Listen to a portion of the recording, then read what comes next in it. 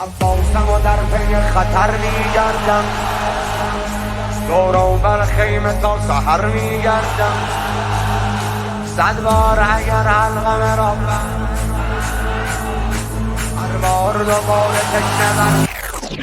علم را به چرخان بزن قلب گردان، یه لشکر هراسان از آن تیغ ابرو، از آن زور و بازو علی، از آن صوت بالا تنین دلارا، رجزهای غرام بخوان شیر حیدر، بزن سرز کافر الله الله، با یه ضرب مارد و زدی زمین الله الله، دلغاره گرفته لشکر لعین شجاعت مثل کوه استوار الله الله، یک تنه مثل یه مرد آهنی یا مولانی جان بستان نیتی. علی تقدیس زمانه جان دو جهان، اول فت حامی امامه به توفان زمان، اول فت تکرار علی در هر جا و مکان، اول فت علمدار جهانگیر جهاندار سپهدار، علمدار علمدار علمدار علمدار، سیدنا یا ابو فاضل، سیدنا یا ابو فاضل، سیدنا یا ابو فاضل. عباس که دستان خدایی دارد،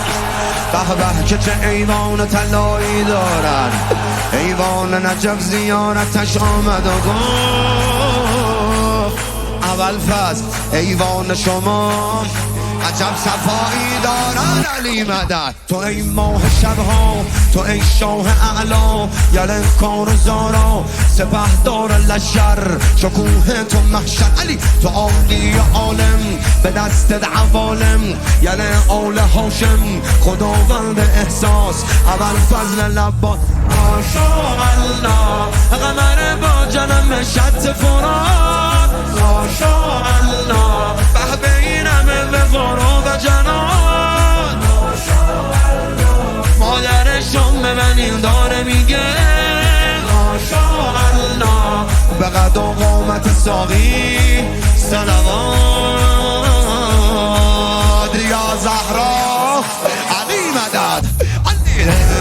در غیه سر در غیه اول فت هستی تو دلیل لبخند رغیه، اول فت من عاشق دستم مانند رغیه، اول فت جهانگیر جهانگیر دو دست، علمدار سپهدار، اول فت اول فت اول فت اول فت، سیدنا یا